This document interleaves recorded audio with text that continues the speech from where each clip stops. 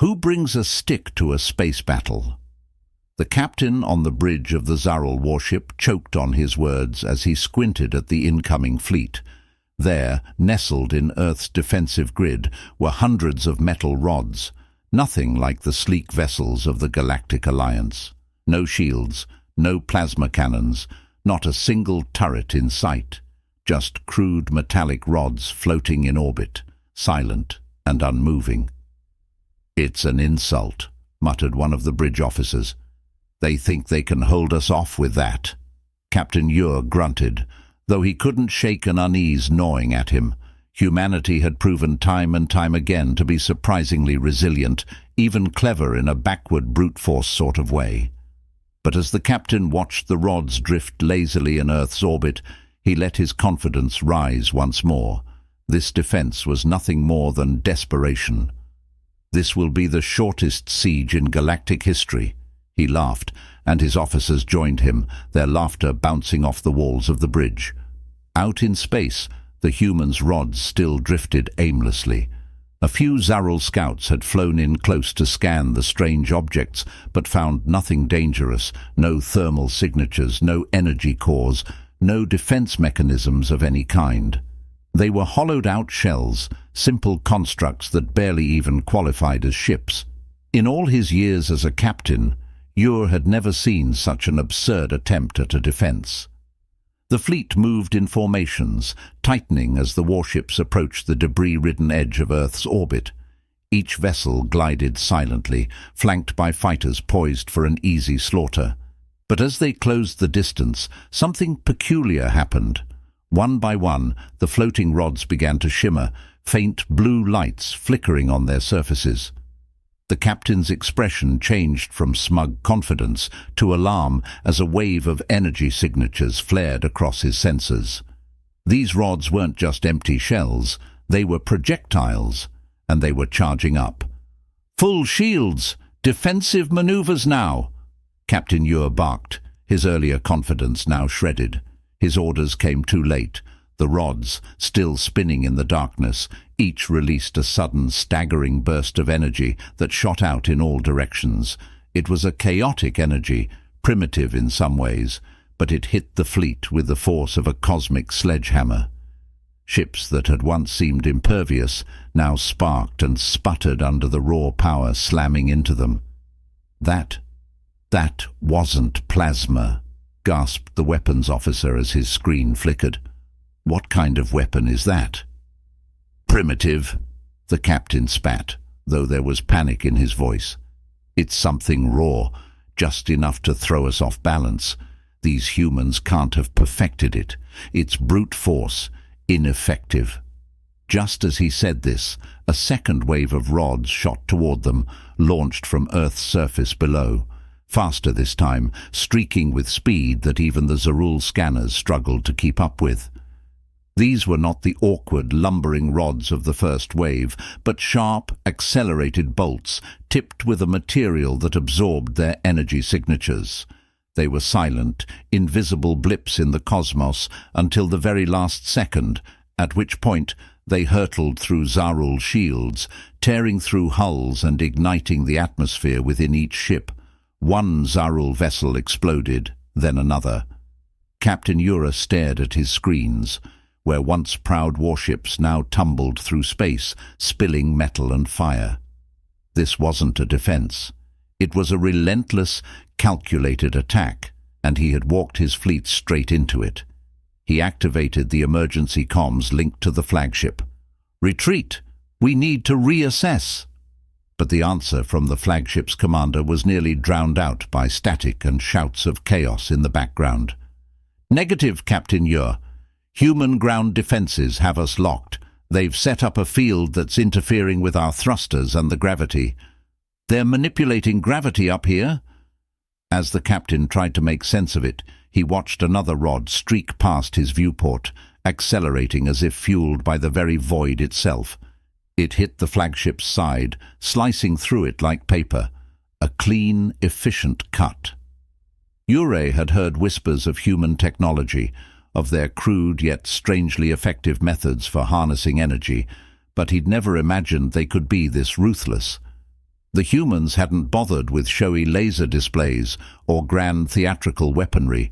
No, they were using their knowledge of physics, of energy transfer, of gravitational manipulation, and they'd crafted a tactic so blunt and horrifyingly simple that the Zaral, with all their advanced tech, they were utterly unprepared. "Humans have always been unpredictable," came the voice of his lieutenant, his voice barely more than a whisper. But this... Captain Ura turned, hearing fear in the lieutenant's tone for the first time. He noticed how young the officer looked, how unprepared he was for the merciless strategy they were now facing. Earth was no longer just a backward planet at the edge of the galaxy. It was a death trap, and every passing second drew them further into its clutches. "No, we can still regroup," Ura said, though his words lacked conviction. "They can't sustain this. They lack the resources."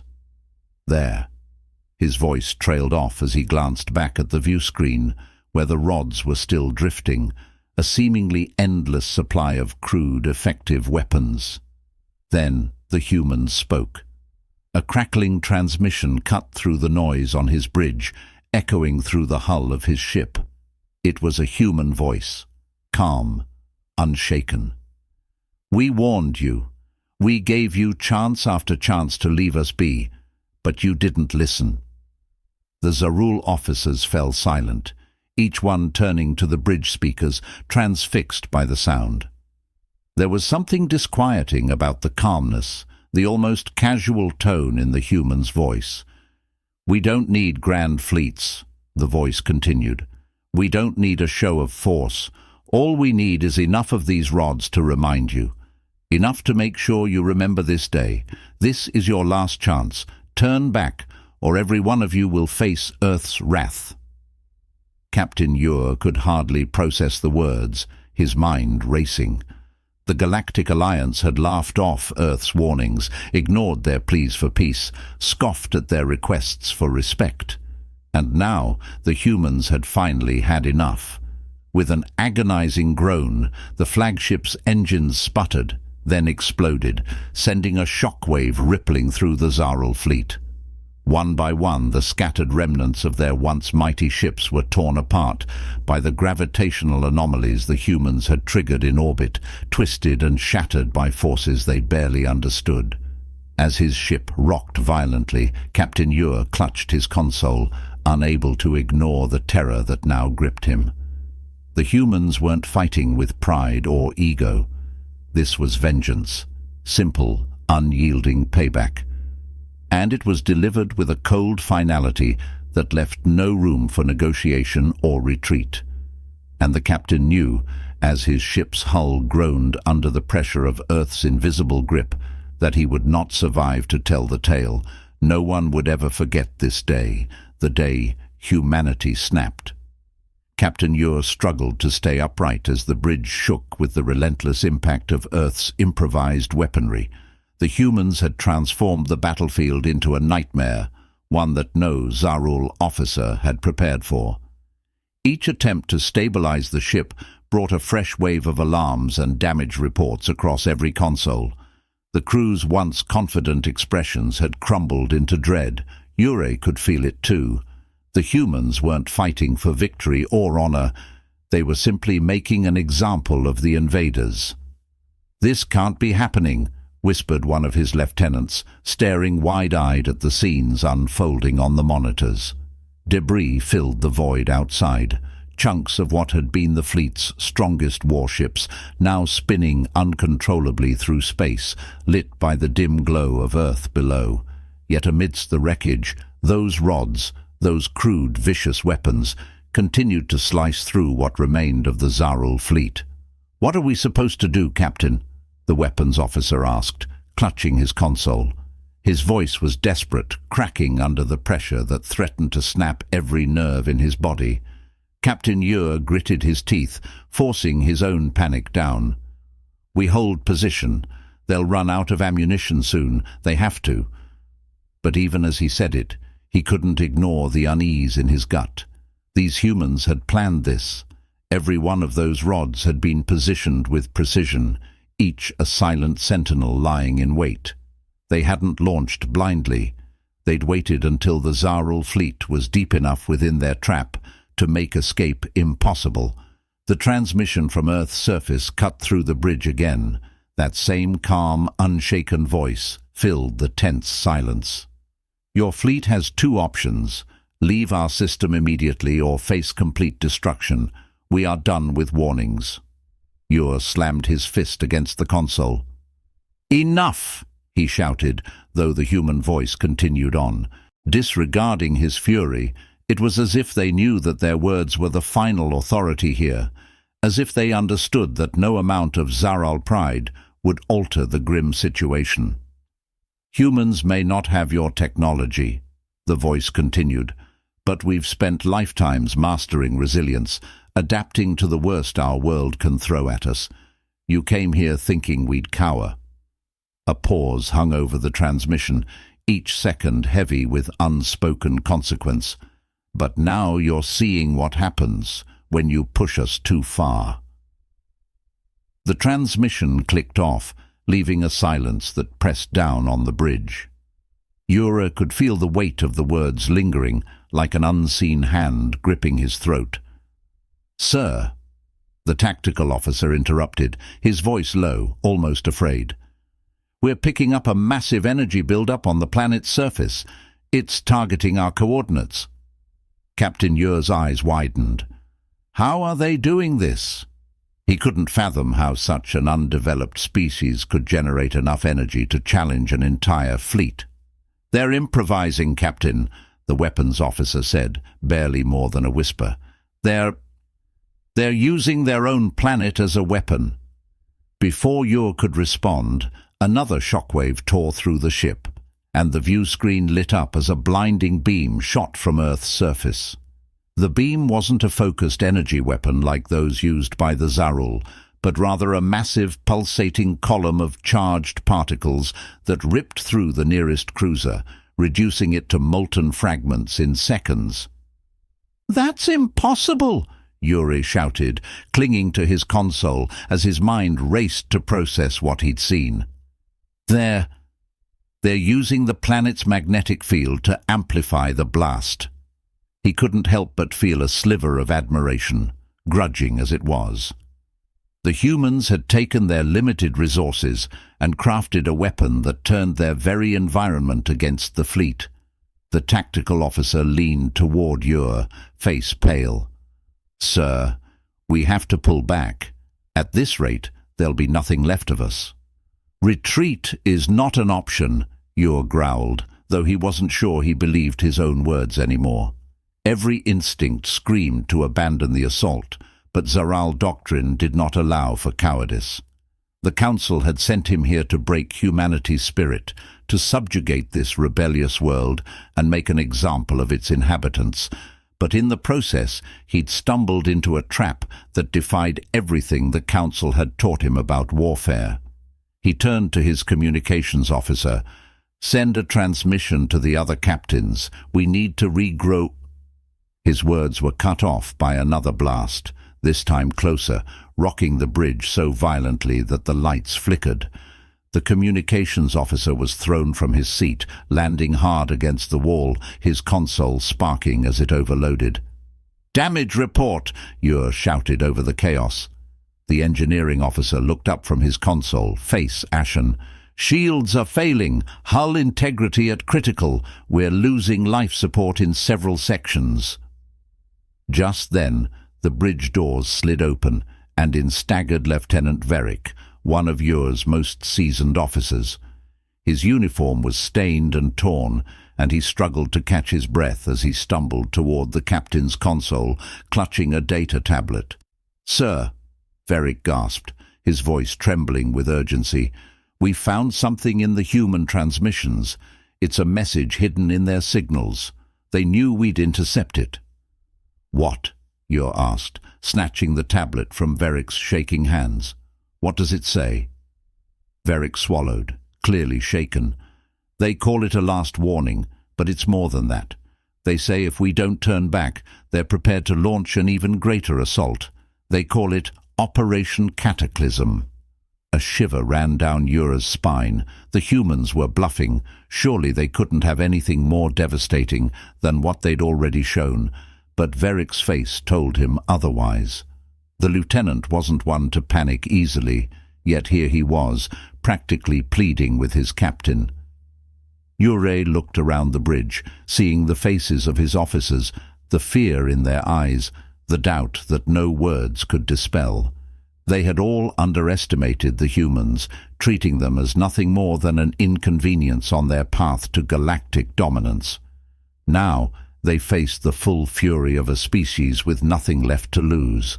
The transmission from Earth crackled to life once more, and the voice, as calm as ever, returned. You have one final chance to turn back, leave the system, and never return. We don't want to see any more of you here. Ever. Captain Ure clenched his fists, struggling to hold on to whatever remnants of pride he had left. His ship, once a symbol of Zaral supremacy, now drifted, battered and vulnerable, surrounded by wreckage. Yet, even in this moment of despair, he could feel the weight of duty pressing down on him, the unyielding demand of his superiors to press forward, to not yield to a lesser species. But even as he tried to muster the will to fight, he knew they were out of options. The humans had stripped them of every advantage, every tactic, every shred of control they'd once held over this battlefield. They weren't just fighting Earth.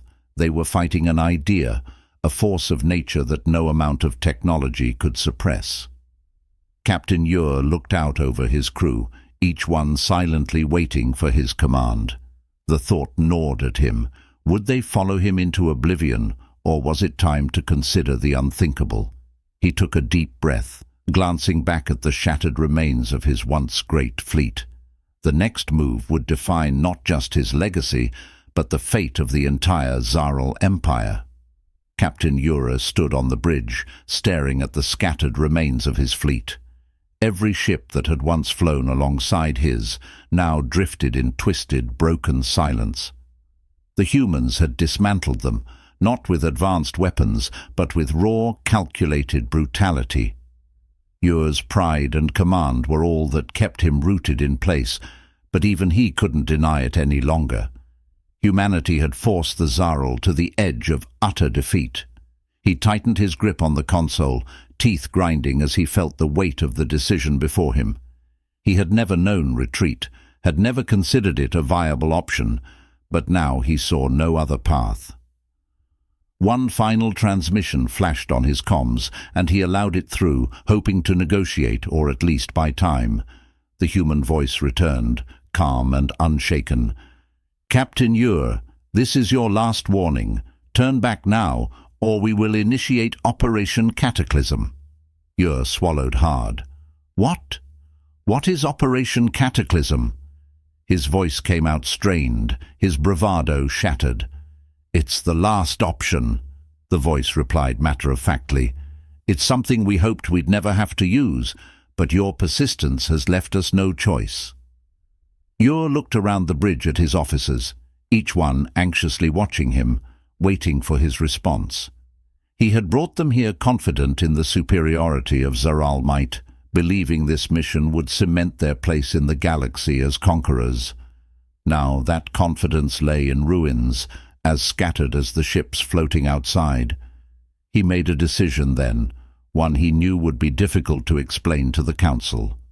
"Open a channel to the fleet," he commanded, his voice steady, though he felt the fear clawing inside him. The remaining officers obeyed, eyes wide with anticipation. "This is Captain Ure. All ships are to fall back. Prepare for immediate retreat from Earth's orbit. This battle is over." He could barely force out the words, but the look of relief on his officers' faces told him it was the only sane choice left. Pride had to be set aside to preserve what little remained of his fleet and his crew. The tactical officer quickly relayed the orders, and one by one the battered remnants of the Zaral fleet powered down their weapons and began pulling back. Engines flickered to life. damaged hulls struggling to hold steady as they limped out of Earth's orbital range.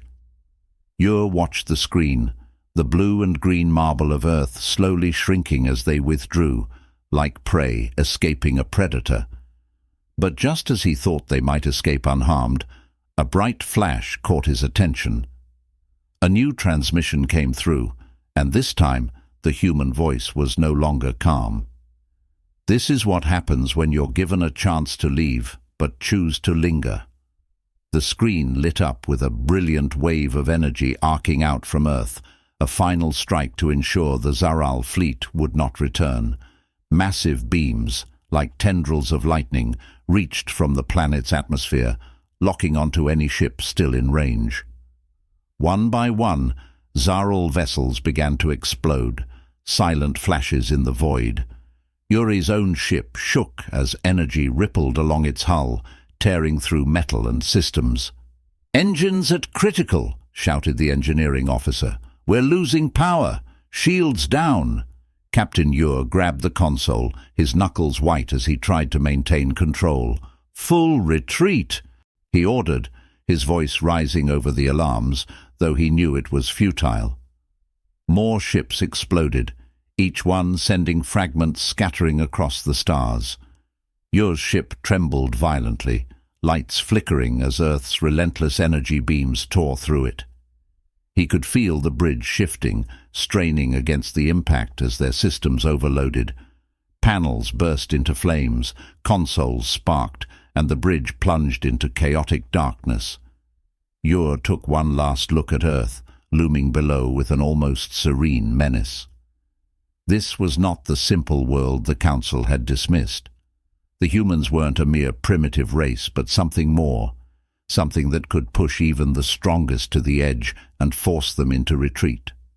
"Sir, the ship! It's failing!" The lieutenant's voice came panicked over the chaos. Ure closed his eyes. He had underestimated humanity, and now, as the ship groaned under the immense power tearing it apart, he understood the true cost. Humanity's resilience was not to be challenged lightly. Their patience was not infinite. They had shown mercy, offered chances to retreat, but in the end, they had forced him to understand that Earth was a world prepared to fight with everything it had. The bridge shook one final time, and Captain Ure's last thought was a strange, reluctant admiration for the humans who had defied him. They had defended their world with ruthless efficiency, withstood the might of the Zaral, and shattered the perception that they were anything less than a force to be reckoned with. As his ship broke apart, the captain knew that no species would forget the day humans finally snapped.